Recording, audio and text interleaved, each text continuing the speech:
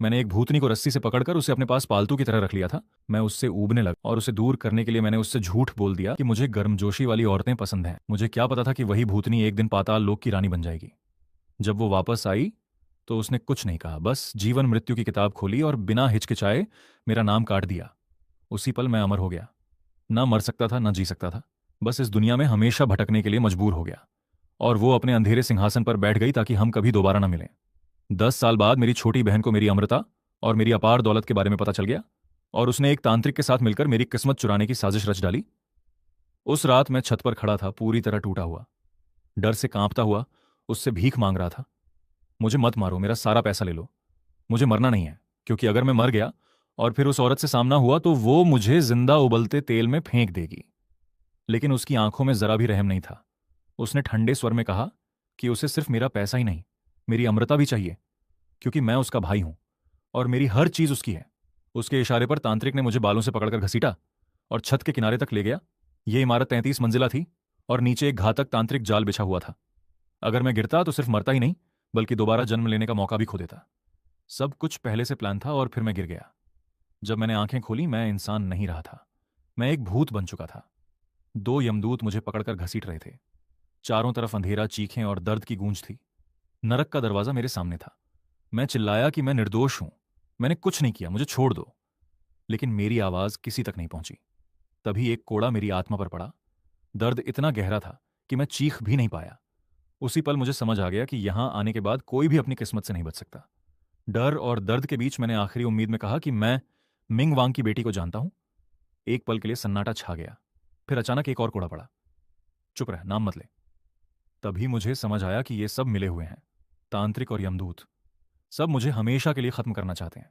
जैसे जैसे हम नरक के विशाल दरवाजे के करीब पहुंचे, मेरी आत्मा कांपने लगी। तभी दूर से एक भारी आवाज गूंजी। इसका प्रोसेस पूरा हुआ।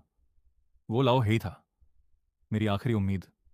मैंने पूरी ताकत लगाकर उस हाथ को काट लिया जो मेरे मुंह पर था और उसकी तरफ भागा। लेकिन तभी एक जोरदार लात पड़ी और मैं फिर जमीन पर गिर पड़ा। मेरा चेहरा दबा दिया गया, मेरी आवाज बंद कर दी गई। लेकिन इस बार मेरी हलचल ने उसका ध्यान खींच लिया। भेजो, इतना कहकर वह धुंध में गायब हो गया और उसके साथ मेरी आखिरी उम्मीद भी चली गई। दाढ़ी वाला यमदूत कुछ पल तक उसे जाता हुआ देखता रहा, फिर मेरी तरफ मुड़ा और बिना कुछ कहे मुझ पर लात घूंसे बरसाने लगा। मैं जमीन पर पड़ा था, हर वार मेरी आत्मा तक उतर रहा था। और फिर उसने कोड़ा उठाकर मुझे बेरहमी से पीटना शुरू कर दिया। कुछ ही पलों में मेरा पूरा शरीर जख्मों से भर गया। जब वह थक गया तो उसने मेरी ठोड़ी पकड़कर मेरा चेहरा ऊपर उठाया और ठंडी हंसी के साथ बोला, चिंता मत कर, अंदर पहुंचते ही मैं खुद तेरी खास सेवा करूंगा। इसके बाद उसने मुझे उठाया और सीधे पहले नरक में फेंक दिया। 1000 सुइयों का नरक। चारों तरफ दर्द ही दर्द था, अनगिनत यातना के औजार और उन पर बंधी आत्माएं जिनके शरीर में हजारों सुइयां धंसी हुई थीं। वे इंसान कम और कांटों से भरे सही ज्यादा लग रहे थे। ये सब देखकर मेरी सांसें थम गईं, लेकिन मैंने फिर भी हिम्मत जुटाई और कहा, मैं लियू रुयान को जानता हूं। अगर तुमने ये सब जारी रखा तो वो तुम्हें माफ नहीं करेगी। अंदर से मैं जानता था कि उसे मेरी कोई परवाह नहीं। शायद इसी वजह से उसने मुझे अमर बनाया था, ताकि मैं हमेशा अकेला भटकता रहूं। लेकिन जैसे ही मैंने उसका नाम लिया, दोनों यमदूत एक पल के लिए रुक गए। फिर दाढ़ी वाला हंस पड़ा और मेरे चेहरे पर थपथपाते हुए बोला, बहुत बड़ी बड़ी बातें करता है, लगता है बहुत नाटक देखे हैं। क्या मिंग वांग की बेटी भी तेरे जैसे किसी की कल्पना में आ जाएगी? उसने एक लंबी सुई निकाली जो मेरी पूरी बांह जितनी लंबी थी और बोला, अब दर्द सहने के लिए तैयार हो जा, अभी 17 नरक और बाकी हैं, हम धीरे धीरे खेलेंगे। इतना कहकर उसने सुई मेरी जांघ में घुसा दी। दर्द इतना भयानक था कि मेरा पूरा शरीर बेकाबू होकर कांप उठा, लेकिन आवाज तक नहीं निकल पाई। तभी अचानक एक आवाज गूंजी, रुको। सुई तुरंत बाहर खींच ली गई। मैंने हाँफते हुए ऊपर देखा तो सामने इस नरक का प्रबंधक बी उनताव खड़ा था। उसे देखते ही मेरे अंदर उम्मीद जगी, क्योंकि मैं उसे पहले देख चुका था जब लियो रुयान मुझे यहां डराने लाई थी। मैंने दर्द सहते हुए कहा, तुमने मेरी बात सुनी थी? वह कुछ पल तक मुझे घूरता रहा और फिर उसके चेहरे पर आया डर बता रहा था कि उसने मुझे पहचान लिया है। लेकिन अगले ही पल उसने नजरें फेर लीं, जैसे कुछ हुआ ही ना हो। ऊपर से आदेश आ चुका था कि मुझे पूरी तरह मिटा देना है। बी युनताओं ने ठंडे स्वर में कहा, आदमी आने वाला है, तैयार रहो। यह सुनते ही मेरा दिल बैठ गया, क्योंकि अब साफ था कि वह भी उन्हीं के साथ मिला हुआ है। मेरी आखिरी उम्मीद टूट गई। मैं कड़वी हंसी हंस पड़ा और बोला, तो यही है तुम्हारा अंडरवर्ल्ड लियू रुयान, यहां भी खेल चल रहा है, भी खेल चल। आंखों से मेरा अंत देखना चाहती थी। कुछ ही देर में वह अपने तांत्रिक के साथ मेरे सामने आ खड़ी हुई। शुरुआत में उसके चेहरे पर डर साफ दिख रहा था और वह तांत्रिक के पीछे छिपी हुई थी। लेकिन जैसे ही उसने देखा कि यमदूत उसे पहचानते हैं, उसका आत्मविश्वास वापस आ गया। आखिरकार वही उनका सबसे बड़ा ग्राहक थी। उसने यमदूत के हाथ से एक लंबी सुई ली और मुस्कुराते हुए मेरी तरफ बढ़ी। तुम्हारा शुक्रिया, अगर तुम नहीं होते तो मैं अमीरों की असली ताकत कभी नहीं समझ पाती। पैसा सच में सब कुछ करवा सकता है, और इसी पैसे की वजह से मैं यहाँ तक पहुंची हूँ। तुम अपनी ज़िंदगी जी चुके हो, अब बाकी सब मेरे लिए छोड़ दो और आराम से मर जाओ। मैंने उसकी आंखों में देखा और धीमी आवाज़ में पूछा, क्या सच में तुम्हें लगता है कि यह सही है? लेकिन सवाल पूछते ही मुझे जवाब मिल गया, क्योंकि अगर उसके अंदर ज़रा भी इंसानियत होती तो वह मेरे साथ ऐसा कभी नहीं करती। मैंने कड़वाहट से कहा, क्या तुम्हें लगता है तुमने मेरे साथ अच्छा किया? मुझे हमेशा एक नौकर की तरह रखा, वो कपड़े पहनने को दिए जो तुम खुद नहीं पहनती थी, हर वक्त अपनी परछाई बनाकर रखा। मेरी आवाज़ धीमी पड़ गई, लेकिन अंदर का दर्द अब भी जिंदा था। वो ठंडी नजरों से मुझे देखती रही और मैं खुद ही अपने अतीत में खो गया। जब मैंने उसे पहली बार देखा था, वो बर्फीली ठंड में सिर्फ एक पतले कपड़े में खड़ी थी। गांव से आई थी, घर बेहद गरीब था, साल के अंत तक उसे कोई काम नहीं मिला था। मुझे किसी नौकरानी की जरूरत नहीं थी, मैं अकेला रहता था, लेकिन उसकी हालत देखकर मैंने उसे अपने पास रख लिया। मैं उसे हमेशा अपनी छोटी बहन की तरह मानता रहा। उसने जो भी मांगा मैंने दिया। उसका वेतन बाजार से कहीं ज्यादा था। लेकिन धीरे धीरे सब बदल गया।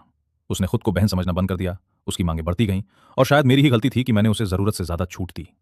उसने खुद को मेरे बराबर समझना शुरू कर दिया और आखिर में मुझे ही हटाने की कोशिश करने लगी। सबसे बड़ी गलती मेरी यही थी कि मैंने उस पर भरोसा किया और अपने सारे राज उसे बता दिए। मेरी चुप्पी को उसने कमजोरी समझा और लालच में अंधी हो गई। कुछ कहना है तुम्हें? उसने ठंडी आवाज में पूछा। या तुम भी यही सोचते हो कि मैंने तुम्हें कभी परिवार नहीं माना?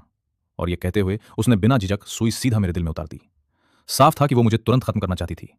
आसपास खड़े यमदूतों के चेहरे पर भी हल्की असहजता थी, लेकिन कोई आगे नहीं आया। मेरी आत्मा से अजीब सी नकारात्मक ऊर्जा उठने लगी। वो धीरे धीरे पारदर्शी होती जा रही थी। तभी मुझे अचानक एहसास हुआ जैसे कोई मेरे करीब आ रहा हो। मैंने मुश्किल से अपना सिर उठाया और सामने जो था उसे देखकर मैं ठिठक गया। वो लियू रुयान थी, वैसी ही खूबसूरत जैसी मैंने उसे हमेशा देखा था। एक पल के लिए लगा ये मेरा भ्रम है, क्योंकि वो तो मुझे देखना भी नहीं चाहती थी। लेकिन अगले ही पल वहां मौजूद सभी यमदूत उसके सामने घुटनों के बल झुक गए। छोटी स्वामिनी, आप यहां खुद कैसे आ गईं? बी युनताओ घबराकर सीधे जमीन पर गिर पड़ा। उसका शरीर कांप रहा था, क्योंकि उसे अच्छी तरह समझ आ गया था कि किसी जीवित इंसान को यहां लाना कितना बड़ा अपराध है। तांत्रिक का चेहरा भी सफेद पड़ चुका था। उसने तुरंत अपने सारे औजार दूर फेंक दिए और डर के मारे जमीन पर गिर गया। जैसे ही लियू रुयान की नजर उन सब पर पड़ी, पूरा माहौल अचानक भारी हो गया, जैसे हवा भी उसके दबाव से थम गई हो। उसने ठंडी आवाज में कहा, काफी हिम्मत है तुम लोगों में। अगर मैं आज यहां नहीं आती तो पता नहीं कितनी गंदगी और फैलाते। मैं कुछ कहना चाहता था, लेकिन दर्द इतना था कि आवाज ही नहीं निकल पा रही थी। मेरे मन में सिर्फ एक ही सवाल घूम रहा था, क्या वो मुझे पहचान पाएगी? और अगर पहचान लिया तो क्या वो मेरी मदद करेगी या सच में मुझे खत्म कर देगी? कुछ पल की खामोशी के बाद उसने बी युनताओ की तरफ देखा और बोली, मैंने तुम्हें पहली नरक की जिम्मेदारी दी थी, यही तुम्हारा काम है। नीचे के लोग ही समझते हैं कि गलती किसकी है। बी युनताओ तुरंत घबराकर बोला, सरकार, ये सब इन दोनों यमदूतों का काम है। ये चोरी छिपे जीवित इंसानों को यहां ला रहे थे, हमें कुछ पता नहीं था। आप आते ही हमें रोकने वाले थे। लेकिन उसकी बात पूरी भी नहीं हुई थी कि लियू रुयान ने उसे बीच में ही काट दिया। ये मेरा क्षेत्र है, यहां कोई भी जीवित आए तो उसकी जिम्मेदारी तुम्हारी है, झूठ मत बोलो। उनकी बातों को सुनते सुनते मुझे धीरे धीरे समझ आने लगा कि वो यहां इन गैर कानूनी कामों को खत्म करने आई है, और मैं बस एक बदकिस्मत इंसान हूं जो इस साजिश में फंस गया।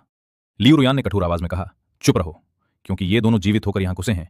इन्हें जिंदा वापस मत भेजो, पहले इन्हें कैद करो, और जो भी स्वर्ग के नियम तोड़ता है उसे हमेशा के लिए पशु योनि में भेज दिया जाए। ये सुनते ही शी झेंशियांग जैसे अंदर से टूट गई। वो वहीं जमीन पर गिर पड़ी। दोनों यमदूत भी डर के मारे कांपने लगे। अब उसे समझ आ गया था कि वो कभी वापस नहीं जा पाएगी। उसका चेहरा गुस्से से भर गया। तांत्रिक ने उसे रोकने की कोशिश की, लेकिन उसने उसका हाथ झटक दिया और चीख कर बोली, मुझे वापस जाना है, अभी, इसी वक्त। तांत्रिक डर के मारे कुछ नहीं कर पाया। उसने आंखें बंद कर लीं जैसे बेहोश हो गया हो, लेकिन शी झेंशियांग ने उसे पकड़कर जोर से हिलाया। बेवकूफ, मैंने तुम्हें 5 लाख दिए थे और तुम यही करोगे? मुझे तुरंत वापस भेजो, मैं यहां नहीं रुकूंगी। वो लगातार चिल्ला रही थी। उसे जरा भी एहसास नहीं था कि सामने खड़ी लियू रुयान शोर शराबे से नफरत करती है। तभी अचानक एक अदृश्य ताकत ने उसे हवा में उछाल दिया और वो दूर जाकर उन यातना के औजारों वाली मेज पर जा गिरी। लियू रुयान ने उसकी तरफ देखा तक नहीं, जैसे वो उसके लिए कोई मायने ही नहीं रखती। उसने बाकी सबसे निपटते हुए धीरे धीरे अपनी नजर मेरी तरफ घुमाई। उसकी आंखों की धार इतनी तेज थी कि जैसे वो सीधे मेरी आत्मा को चीर रही हो। उसने ठंडे और सख्त स्वर में पूछा, तुम्हारा नाम और पता बताओ। ये सुनते ही बी युनताओ के चेहरे का रंग उड़ गया। उसका शरीर और ज्यादा कांपने लगा, क्योंकि अब जो होने वाला था उससे कोई भी बच नहीं सकता था। वो जानता था कि अगर ये पता चल गया कि मुझे बिना किसी न्याय के यहां लाया गया है तो उसकी खैर नहीं, इसलिए वो जल्दी से बोला, ये बस एक अज्ञात आदमी है, कहीं से भी उठा लाए हैं, ऐसा कोई अच्छा इंसान नहीं होता। मिंग वांग इतने व्यस्त रहते हैं, ऐसी छोटी बातों पर ध्यान देने की जरूरत नहीं। लेकिन उसकी बात पूरी होने से पहले ही लियू रुयान की भौहें सिकुड़ गईं और उसकी आंखों में साफ असंतोष छलकने लगा। बी युनताओ तुरंत चुप हो गया। मैंने अपनी बची हुई ताकत से मुंह खोलने की कोशिश की, लेकिन आवाज सिर्फ हवा की तरह बाहर निकली। मेरी हालत देखकर बी युनताओ घबरा गया और बोला कि मेरी आत्मा खत्म होने के कगार पर है। इस पर लियू रुयान ने बिना समय गवाए आदेश दिया, जल्दी इसकी पहचान करो और इसे बचाने का तरीका सोचो। अगर ये यहां नहीं होना चाहिए तो इसे वापस भेजो या पुनर्जन्म की व्यवस्था करो। आदेश मिलते ही बी युनताओ ने तुरंत जीवन मृत्यु की किताब मंगवाई। उसी दौरान सी झेनशियांग अभी भी छटपटा रहा था। उसे अब तक समझ नहीं आया था कि उसने कितना बड़ा अपराध कर दिया है। वो बस किसी तरह वापस ऊपर जाकर अपनी पुरानी जिंदगी पाना चाहता था। थोड़ी ही देर में यमदूत किताब लेकर आ गया। बी युनताओ मेरे पास झुका और पूछा, तुम्हारा नाम क्या है? मैंने अपनी आखिरी ताकत जुटाकर दांत भींचते हुए धीरे से कहा, मैं लिन बेई। उसने किताब खोली और ध्यान से देखने लगा। समय बीतता गया और उसके चेहरे पर चिंता बढ़ती गई। वो बुदबुदाया, ये अजीब है, इसका नाम यहां नहीं है, मामला संदिग्ध है। सच बताओ, तुम्हारा नाम क्या है? मैंने फिर वही दोहराया, लिन बेई। ये सुनते ही लियू रुयान की आंखें सिकुड़ गईं, जैसे समय एक पल के लिए थम गया हो। अगले ही क्षण वो हवा की तरह मेरे सामने आ खड़ी हुई। उसकी चाल इतनी तेज थी कि कोई देख भी नहीं पाया। उसने मेरी ठोड़ी पकड़कर मेरा चेहरा ऊपर उठाया। उसके चेहरे पर जटिल भाव थे, आंखों में कुछ ऐसा था जिसे वो छुपा नहीं पा रही थी। उसने धीमी आवाज में पूछा, क्या सच में तुम हो? इतना बड़ा संयोग कैसे हो सकता है? मैंने मुश्किल से सिर हिलाया। उसने मेरी ठोड़ी को और कसकर पकड़ लिया, जैसे उसे यकीन ही नहीं हो रहा हो। तुम्हें उस दिन का वादा याद है? मैं बोल नहीं पाया, बस हल्की सी मुस्कान दी जो दर्द से भरी थी। शायद मैं अब उसके साथ कभी नहीं रह पाऊंगा, क्योंकि मेरी आत्मा यहीं खत्म होने वाली थी। अचानक उसने घृणा से मेरा चेहरा छोड़ दिया, जैसे किसी गंदी चीज को छू लिया हो, और बोली, तुम सच में बेकार हो। मुझे लगा था तुम मेरे बिना कुछ बन पाओगे, लेकिन तुम भी वैसे ही निकले। हाँ, वो मृत्यु और जीवन पर राज करने वाली थी, और मैं एक टूटती हुई आत्मा। फिर भी अजीब बात यह थी कि उसने मुझे मरने नहीं दिया, बल्कि आदेश दिया कि मुझे नीचे ले जाकर भूत वैद्य से इलाज करवाया जाए। मैं समझ गया था कि वो मुझे यूं ही नहीं बचा रही। शायद वो बदला लेना चाहती थी, क्योंकि मैंने उसे छोड़ दिया था। भूत वैद्य का इलाज नरक जैसा ही था, बेहद दर्दनाक। मैं बार बार बेहोश होता और फिर होश में आता। हर बार दर्द पहले से ज्यादा गहरा होता, और मुझे लगने लगा था कि शायद ये इलाज नहीं, बल्कि धीरे धीरे खत्म करने का एक और तरीका है। उसी दौरान मुझे एक सपना आया, जिसमें मैं और लियू रोयान थे। उस समय वो एक साधारण इंसान की तरह इस दुनिया में रहती थी और मेरी जिंदगी में आई थी। वो वक्त मुश्किलों से भरा था, हर तरफ बीमारी फैली हुई थी, लेकिन उसके साथ होने से मैं सच में खुश था। उसने मेरे साथ हर कठिन दिन बिताया था। वो मेरा पहला प्यार थी, मेरी जिंदगी की पहले सच्ची खुशी। लेकिन जब मैं मरकर यहां आया, तब मुझे उसकी असली पहचान पता चली। वो मिंग वांग की बेटी थी। उसे लगा था कि मैं खुशी खुशी यहीं रहूंगा, लेकिन मैं इस दुनिया का आदमी था। मैं यहाँ के नियम नहीं मान सकता था। मैं ये स्वीकार नहीं कर सकता था कि उसके पास कई रिश्ते हों और मैं उनमें से एक बनकर रहूं। इसलिए मैंने जाने का फैसला किया, पुनर्जन्म लेने का फैसला किया। वो मुझे गुस्से में नरक के दरवाजे तक ले गई और मुझे डराया भी। मैं सच में डर गया था, रो पड़ा था, लेकिन आखिर में वो पिघल गई और उसने मुझे जाने दिया। हालांकि उसने कसम खाई कि वो मुझे फिर कभी नहीं देखेगी। पुनर्जन्म के बाद भी मुझे अपनी पिछली जिंदगी की सारी यादें थीं, लेकिन मैं न बूढ़ा हुआ न मरा। मेरे पास सब कुछ था, परिवार, दौलत और अनंत जीवन। तभी मुझे समझ आया कि उसने चाहे जितना कठोर बनने की कोशिश की हो, लेकिन भीतर से वो अब भी वही थी जिसने कभी मुझसे प्यार किया था। मेरे दिल में वो पुरानी यादें अब भी जिंदा थीं। उसने मेरे लिए सब कुछ पहले ही व्यवस्थित कर दिया था, लेकिन वो सच में ये तय कर चुकी थी कि वो मुझसे दोबारा कभी नहीं मिलेगी। उस सपने से मैं धीरे धीरे जागा तो खुद को मिंग वांग के महल में पाया। ये लियू रोयान का क्षेत्र था। मैं उसके बिस्तर पर लेटा था, चारों तरफ उसके कपड़े और उसकी वही परिचित खुशबू थी। उस ठंडी और अजनबी दुनिया में वही खुशबू मुझे थोड़ी शांति दे रही थी, लेकिन वो जल्दी ही वापस आ गई। मैंने आंखें बंद कर लीं और सोने का नाटक किया, लेकिन वो सब समझ चुकी थी। उसने ठंडे स्वर में कहा, नाटक छोड़ो, मुझे पता है तुम जाग चुके हो। मजबूरी में मैंने आंखें खोली और हल्की कड़वी मुस्कान दी। अब मुझे जला मत देना, बस मुझे जाने दो। उसने बिना कुछ कहे मेरा हाथ पकड़ा और मुझे बिस्तर से खींच कर खड़ा कर दिया। उसकी आवाज सख्त थी, जिन्होंने तुम्हें फंसाया है उन्होंने तुम्हारे खिलाफ साजिश रची है। आज तुम खुद उनका अंजाम देखोगे। उसकी आंखों की ठंडक देखकर मेरे भीतर सिहरन दौड़ गई। मैं समझ गया कि वो पहले उनसे निपटेगी और फिर मेरी बारी आएगी। हम जल्दी ही बाहरी कक्ष में पहुंचे, जहां शी झेंशियांग और वो तांत्रिक घुटनों के बल बैठे थे। मुझे देखते ही शी झेंशियांग की आंखें पागलों की तरह फैल गईं। वो उठने की कोशिश करने लगी, लेकिन यमदूत ने उसे लात मारकर फिर नीचे गिरा दिया। मेरी हालत अभी भी कमजोर थी, सांस लेना मुश्किल था, इसलिए मैं कुछ कर नहीं पा रहा था। ये देखकर लियू रोयान कुछ पल के लिए सोच में पड़ गई। फिर उसने मेरी तरफ देखा और पूछा, तुम बताओ, इन्हें क्या सजा दी जाए? उसके इस सवाल से मैं चौंक गया, क्योंकि इस दुनिया में फैसले वही करती थी। लेकिन उसी पल मुझे हमारी पुरानी जिंदगी याद आ गई, जब हम इंसान थे और हर छोटे बड़े फैसले में वो मेरी राय लिया करती थी। यादें दिल में उठने लगीं। मैंने नजरें झुका लीं और धीरे से कहा, तुम जैसा ठीक समझो। ये सुनते ही वो अचानक बदल गई। उसने मुझे जोर से अपनी बाहों में भर लिया। उसकी पकड़ इतनी मजबूत थी जैसे वो मुझे कभी छोड़ना ही नहीं चाहती हो। उसका चेहरा मेरे कंधे पर था, लेकिन उसकी नजरें उन लोगों पर टिकी हुई थीं जो घुटनों के बल पड़े थे। उसकी आवाज फिर से ठंडी हो गई। अगर लिन बेई नहीं चाहता तो मैं खुद फैसला करूंगी, और तुम सब जिन्होंने नियम तोड़े हैं, हर एक को सजा मिलेगी। उसने हल्का सा हाथ उठाया और उसी पल एक अदृश्य शक्ति ने बी युनताओ को हवा में उठा लिया, जकड़ लिया, और अगले ही पल जमीन से बर्फ जैसी तेज धारें निकलकर उसकी देह में धंस गईं। वो दर्द से तड़प उठा, लेकिन चीख भी नहीं पाया, बस दया की भीख मांगता रह गया। लियू रोयान ने बिना किसी भाव के उसे देखा और ठंडे स्वर में कहा, इतने बड़े अपराध करके अब कुछ शब्दों में माफी चाहते हो? फिर उसने आदेश दिया और अगले ही क्षण उसे नरक में घसीट कर ले जाया गया। उसकी नजर तुरंत शी झेंशियांग पर गई। यमदूतों ने उसे पकड़ लिया। वो जोर जोर से चिल्लाने लगी, छूटने की कोशिश करती रही, लेकिन एक साधारण आत्मा यमदूतों के सामने कुछ भी नहीं कर सकती थी। तांत्रिक पहले ही डर के मारे टूट चुका था। लियू रोयान ने घृणा से उसकी तरफ देखा और कहा, इतने कायर होकर भी बुराई करते हो, और उसे अनंत पीड़ा वाले नरक में फेंकने का आदेश दे दिया। कुछ यमदूत ये सब देखकर डर गए और पीछे हटने लगे, जैसे भाग जाना चाहते हों। लेकिन लियू रोयान हल्का सा मुस्कुराई और बोली, तुम सब भी सोचते हो बच जाओगे? उसके शब्दों में इतनी ठंडक थी कि कोई भी हिल नहीं पाया, और अगले ही पल उसने सबको सजा देने का आदेश दे दिया। कुछ ही समय में पूरा दृश्य खत्म हो गया। चीखें धीरे धीरे शांत हो गईं और फिर चारों तरफ सिर्फ सन्नाटा रह गया। वो धीरे से मेरे करीब आई और हल्की आवाज में पूछा, कहां दर्द हो रहा है? तुम वापस क्यों आए? उसकी आवाज में हल्की सी शिकायत थी, जैसे सालों का इंतजार छुपा हो। मैं चुप रहा, शब्द जैसे मेरे अंदर ही कहीं अटक गए थे। वो और करीब आई, झुकी और मेरे कान के पास धीरे से फुसफुसाई, लिन बेई, अब जब तुम वापस आ गए हो तो इस बार मैं तुम्हें कहीं जाने नहीं दूंगी। उसकी आंखों में अधिकार था, लेकिन उसके पीछे छुपा हुआ प्यार और सालों की तड़प भी साफ दिख रही थी।